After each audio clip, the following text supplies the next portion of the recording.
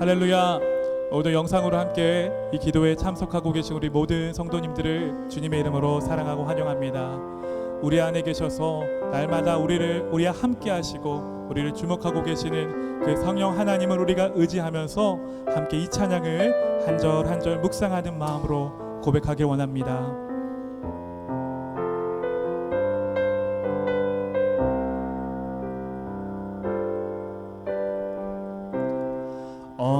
언제나 내 모습 너무나 부끄러워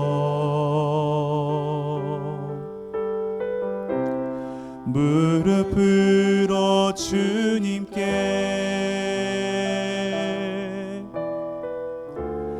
기도로 가오니 나 홀로 서 있는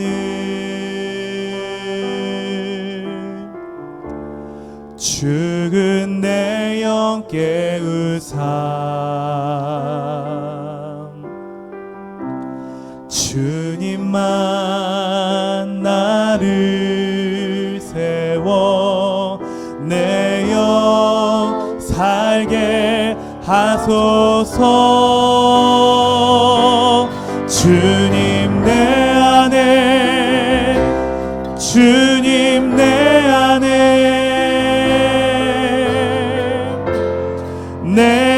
안에 계시고 주님 내 안에 주님 내 안에 나를 세워주소서.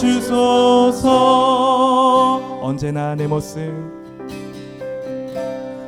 언제나 내 모습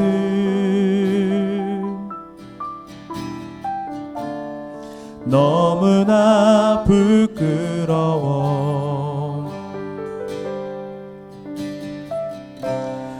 무릎으로 주님께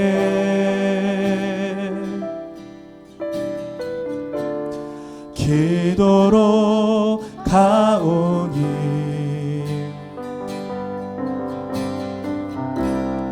나 홀로 서 있는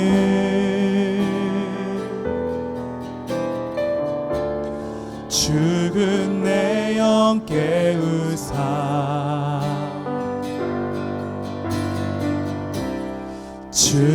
주님만 나를 세워 내 영 살게 하소서. 주님 내 안에 주님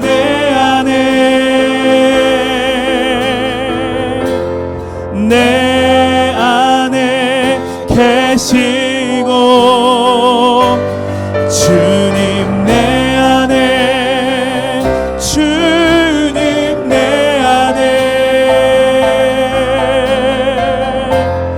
나를 세워. 우리 마지막으로 고백합니다. 주님 내 안에 주님 내 안에 주님 내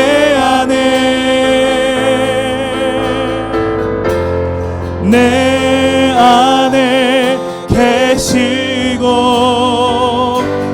주님 내 안에 주님 내 안에 나를 세워주소서.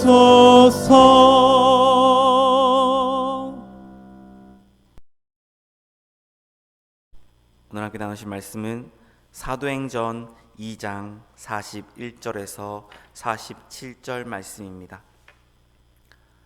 사도행전 2장 41절에서 47절 말씀입니다. 신약성경 191면에 있습니다. 사도행전 2장 41절부터 47절 말씀 한 절씩 교독하겠습니다. 제가 먼저 읽도록 하겠습니다. 그 말을 받은 사람들은 세례를 받음에 이날에 신도의 수가 3천이나 더하더라. 그들이 사도의 가르침을 받아 서로 교제하고 떡을 떼며 오로지 기도하기를 힘쓰니라. 사람마다 두려워하는데 사도들로 말미암아 기사와 표적이 많이 나타나니 믿는 사람이 다 함께 있어 모든 물건을 서로 통용하고 또 재산과 소유를 팔아 각 사람의 필요를 따라 나눠주며 날마다 마음을 같이하여 성전에 모이기를 힘쓰고 집에서 떡을 떼며 기쁨과 순전한 마음으로 음식을 먹고 함께 읽겠습니다. 하나님을 찬미하며 또 온 백성에게 칭송을 받으니 주께서 구원받은 날마다 더하게 하시니라. 아멘. 할렐루야. 한 주를 시작하며 하나님 앞에 나와 예배드리고 기도하러 오신 성도님들에게 주님의 은혜가 가득하길 소망합니다. 성령의 충만함을 받은 베드로는 사람들 앞에서 설교를 시작했습니다. 그 설교의 핵심은 바로 예수 그리스도였습니다. 구약의 말씀을 통하여 예수님의 메시아 되심과 십자가에서 죽으심과 그리고 부활에 대한 설교를 베드로가 마쳤을 때 유대인들은 자신들의 잘못을 깨달아 알게 되었습니다.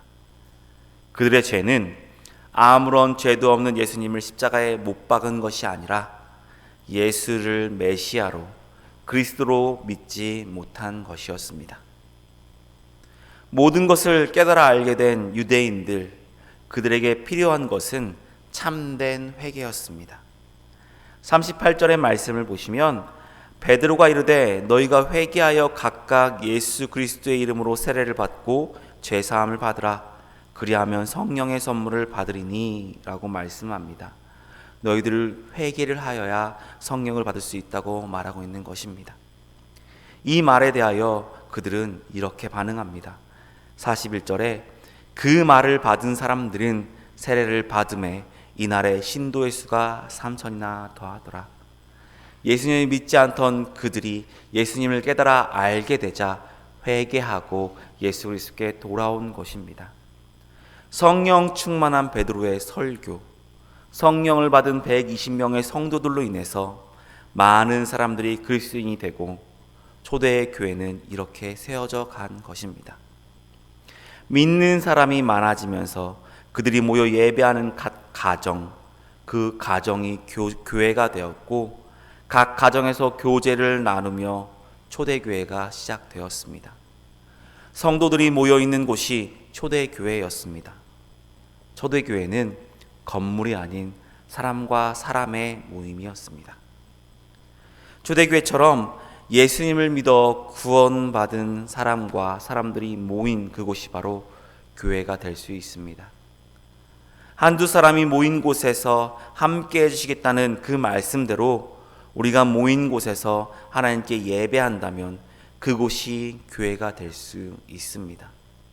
그곳에는 하나님께서 함께 해주셔서 언제나 은혜가 넘쳐나는 모임이 될 것입니다. 지금 이 자리에 성령 하나님께서 함께 해주셔서 은혜가 충만하길 소망합니다. 우리가 지금 이 자리에 모여 예배드리는 것처럼 초대교회 모임 가운데 가장 많이 있었던 일이 예배였습니다. 그들이 모인 곳은 언제나 예배로 하나님께 영광 돌려드렸습니다. 42절의 말씀을 다시 한번 보시겠습니다. 그들이 서로 가르침을 받아 서로 교제하고 떡을 떼며 오로지 기도하기를 힘쓰니라. 여기서 떡을 떼며라는 것은 우리가 잘 알고 있듯이 성찬을 이야기합니다. 초대교회 성도들은 그 모임에 있어서 예배를 드리고 떡을 떼며 예수님의 몸과 피를 나누었습니다. 예수 그리스도의 십자가 사역, 부활하시고 승천하신 구원의 사역을 날마다 기억했습니다. 그리고 46절을 보면 날마다 마음을 같이하여 성전에 모이기를 힘쓰고 라고 말씀합니다. 날마다 성전에 모였다고 쓰여 있습니다. 이 말씀은 그들이 날마다 성전에 모여 예배를 드렸다는 것을 알게 해줍니다. 마음을 같이 한다는 것은 사람들이 한 뜻을 가지고 있었다는 것이고 성전에 모여서 예배 드리는 것이 모든 성도들이 동일한 마음이었다는 것을 알 수 있는 것입니다. 초대교회 성도들은 성전에 모여 예배드리기를 힘쓰는 것이 모두의 마음이었습니다. 왜냐하면 그들은 구원받은 자로서 기쁨이 넘쳤기 때문입니다. 47절 말씀에도 하나님을 찬미하며 라고 되어 있습니다. 그들이 받은 구원의 감격, 예수 그리스도의 십자가 사랑, 부활과 승천의 모든 것이 그들에게는 예배를 드리는 이유가 되었습니다. 하나님의 자녀가 된 우리도 초대교회 성도들과 마찬가지입니다. 그들의 예배를 향한 마음이 우리에게도 동일하게 임할 줄 믿습니다. 코로나로 인하여 우리가 그동안 모이지 못하였지만 우리가 다시 모여서 주님께 예배할 때, 그리고 이렇게 새벽에 무엇보다 먼저 하나님 앞에 나와서 예배하고 기도할 때 하나님께서 우리에게 은혜로 임하실 줄 믿습니다. 이곳에서 기도하시고 예배드리는 성도님들 가운데 성령님이 임하셔서 기쁨을 더해 주시고 하나님을 사모하는 마음이 넘쳐나길 소망합니다. 그래서 언제나 예배의 자리를 지키며 하나님께 영광 돌려드리는 하나님의 백성 되시길 소망합니다. 두 번째로 초대교회 공동체에는 교제가 있었습니다. 여기서 교제라는 것은 서로 함께한다, 한 마음이 된다, 공유한다, 코이노니아를 말합니다. 44절에 믿는 사람들이 다 함께 있어 모든 물건을 서로 통용하고 또 재산과 소유를 팔아 각 사람의 필요를 따라 나눠주며 라고 말씀합니다. 예수 그리스도를 믿는 공동체는 서로의 마음을 함께 나누었습니다. 공동체 안에 가난한 자를 돕기 위해 자신의 것을 아끼지 않았습니다. 그렇다고 이 모든 것이 강제로 진행된 것이 아닙니다. 사도들이 강요를 하여서 일어난 일이 아닙니다. 초대교회가 구원의 기쁨을 누리며 살아갈 때 하나님께서 긍휼의 마음, 사랑의 마음을 주셔서 자발적으로 일어난 일입니다. 그리고 초대교회 성도들이 이렇게 나눌 수 있었던 것은 그들이 떡을 떼며 예배했기 때문에 나눌 수 있었습니다. 제자들이 예수님과 떡을 떼었던 마지막 날, 십자가에 달리실 그날을 준비하며 예수님께서 제자들의 발을 씻기시던 그 섬김의 모습을 기억했기 때문입니다. 요한복음 13장 14절에서 15절의 말씀을 제가 읽어드리겠습니다. 내가 주와 또는 선생이 되어 너희 발을 씻었으니 너희도 서로 발을 씻어주는 것이 옳으니라. 내가 너희에게 행한 것 같이 너희도 행하게 하려 하여 본을 보였노라. 아멘. 예수 그리스도의 섬김의 모습, 본을 보이신 예수님을 그들이 기억하고 믿었기 때문에 섬김의 마음을 가질 수 있었습니다. 그리고 그날 예수님께서 주신 새 계명인 서로 사랑하라 라는 예수 그리스도의 말씀을 기억했기 때문에 서로 나눌 수 있었습니다. 요한복음 13장 34절에서 35절 말씀을 제가 한번 읽어드리겠습니다. 새 계명을 너희에게 주노니 서로 사랑하라. 내가 너희를 사랑한 것 같이 너희도 서로 사랑하라. 너희가 서로 사랑하며 이로써 모든 사람이 너희가 내 제자인 줄 알리라 라고 말씀하셨습니다. 섬기고 사랑하는 것, 그것을 손수 실천하시고 말씀해 주신 예수 그리스도를 기억하고 기념하고 마음의 주인으로 모시고 있었던 초대교회 성도들은 모든 것을 함께하고 한 마음이 되었습니다. 그래서 필요에 따라 서로 나눠주는 공동체가 되었습니다. 예수 그리스도께서 자신과 자신의 모든 소유의 주인 되심을 인정한 것입니다. 소유보다 더 가치 있게 여기는 일, 섬기고 사랑하는 것, 그것을 철저하게 해낼 수 있었습니다.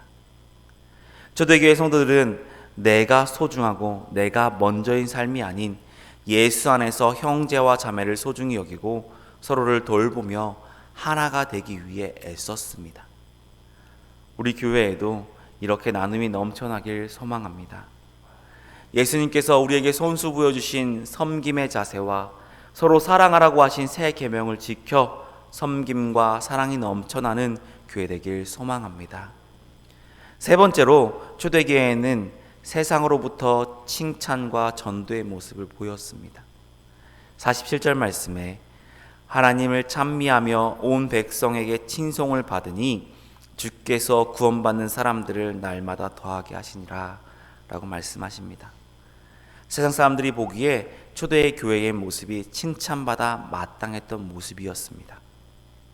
왜냐하면 언제나 함께 모여 있지만 그 안에 미움과 다툼의 모습을 보이는 것이 아니라 사랑이 가득했고, 그들 가운데 궁핍한 사람들이 없도록 서로 내어주며 교제가 있었기 때문입니다.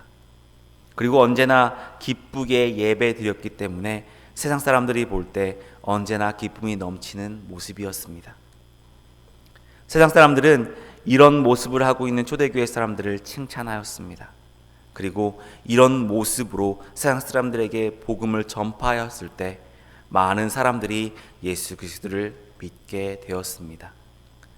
예수님의 말씀대로 섬기고 서로 사랑하였기 때문에 하나님께서 그들의 사역 가운데 함께 해주시고 그들을 위해 일하여 주셨습니다. 그들이 세상을 향하여 복음을 전하였을 때 하나님께서 친히 그들의 마음을 움직여 주셔서 예수 그리스도를 믿도록 해주신 것입니다.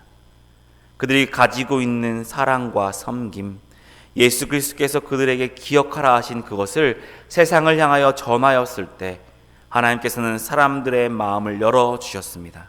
그래서 날마다 예수 그리스도를 믿는 자들이 늘어났던 것입니다. 우리가 세상을 향하여 그리스도의 섬김의 모습, 사랑의 모습을 보여줬을 때 우리는 그들에게 칭찬받게 될 것입니다. 아무리 기독교를 싫어하고 하나님을 믿지 않는 자라고 하여도 우리의 섬김과 사랑의 모습을 본다면 그들의 마음이 열리게 될 것입니다.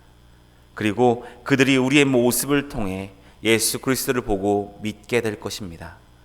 우리가 이렇게 사명을 감당해 나갈 때 우리를 통하여 하나님의 나라가 확장되어지고 우리에게는 전도의 열매가 열리게 될 것입니다. 말씀을 말씀입니다. 초대교회는 우리에게 본이 되는 교회의 모습을 보여줍니다. 예배에 기쁨이 넘쳤고 성전에 모이기를 힘썼습니다. 그리고 섬김과 사랑으로 긍휼한 마음을 가지고 나누어 주었습니다. 이렇게 살아갈 때 세상 사람들에게 칭찬받게 되었고 많은 사람들이 예수님 앞에 나오게 되었습니다.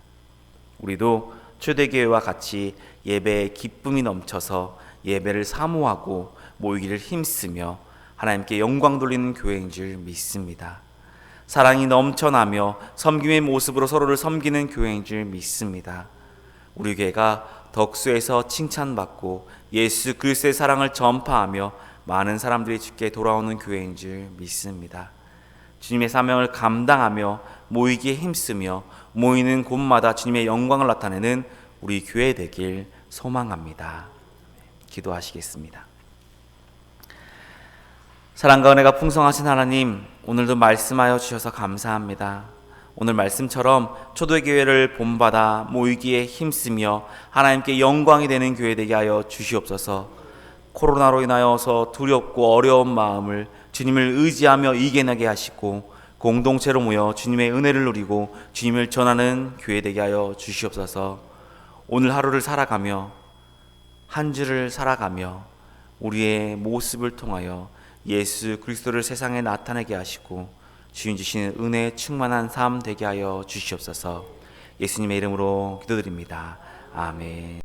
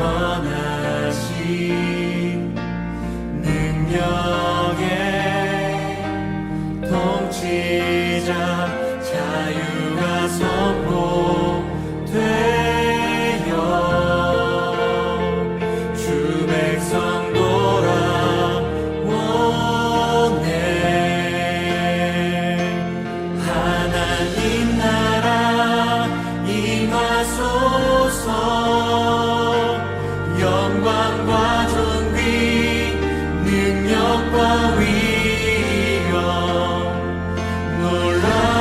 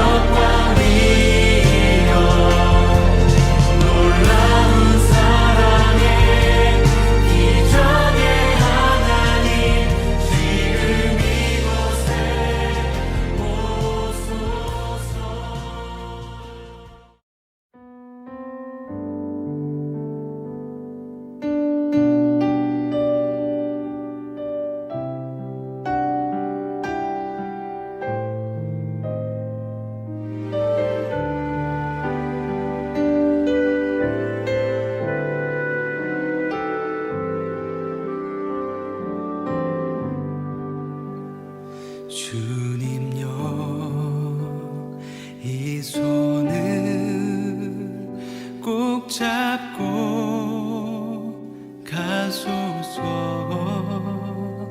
약하고 피곤한 이 몸은 폭풍 우 흑암 속 해치사 빛으로 손잡고 날 인도하소서.